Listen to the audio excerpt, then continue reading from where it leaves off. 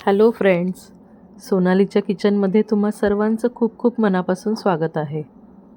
रोज रोज भाजी काय बनवायची हा प्रश्न पडतो, मग कदाचित ही रेसिपी तुमच्याचसाठी आहे.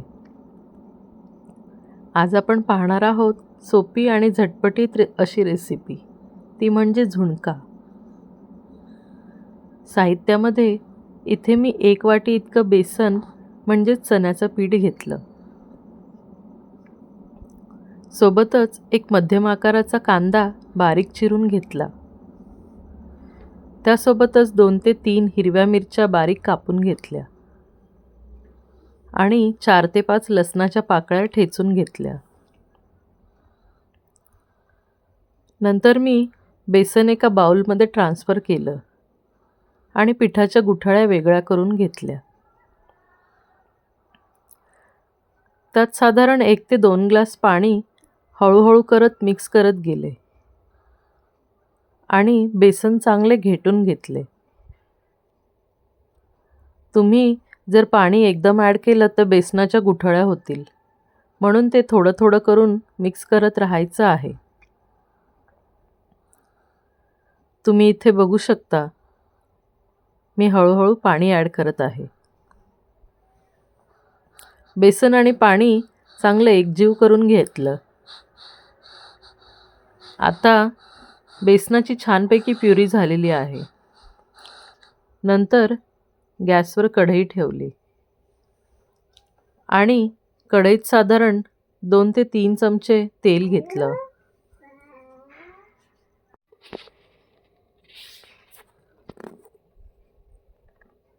तेल तापल्यानंतर त्यात चिमूटभर मोहरी टाकली. मोहरी तडतडल्यानंतर चिमूटभर जिरे ॲड केले आणि जिरे छान फुलल्यानंतर लगेचच ठेचलेला लसूण आणि चिरलेली मिरची ॲड केली. नंतर कढीपत्ता, चिमूटभर हिंग ॲड केलं आणि चिरलेला कांदासुद्धा ॲड केला आणि एकदा चांगलं परतवून घेतलं. तुम्ही इथे बघू शकता, ह्या स्टेजला कांदा छान फ्राय झालेला आहे. आता मी इथे 1 चमचा मीठ टाकलंय आणि साधारण पाव चमचा हळद टाकली.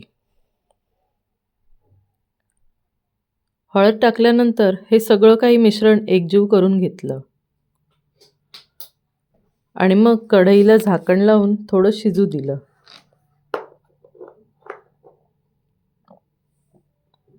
त्यानंतर झाकण काढून त्यात आपण तयार केलेलं बेसन आणि पाण्याचं मिश्रण हळूहळू ॲड केलं आणि हे मिश्रण कंटिन्यू घेटत राहिले,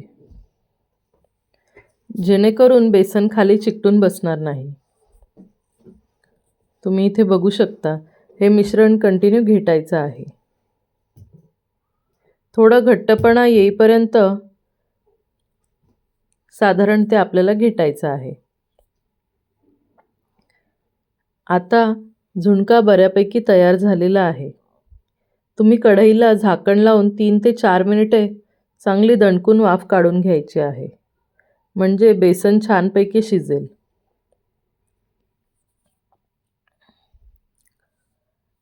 आता वरून थोडीशी कोथिंबीर ॲड करायची आहे. चला तर मग तयार आहे झणझणीत आणि झटपटीत असा झुणका. वाव, तुम्ही बघू शकता किती छान टेक्स्चर आलंय ह्या झुणक्याला. हा गरमागरम झुणका तुम्ही कोणत्याही भाकरीसोबत किंवा अगदी भातासोबत सुद्धा खाऊ शकता. रेसिपी आवडली असल्यास लाईक आणि शेअर करा आणि अशा छान छान रेसिपींसाठी माझं चॅनल सबस्क्राईब करायला विसरू नका.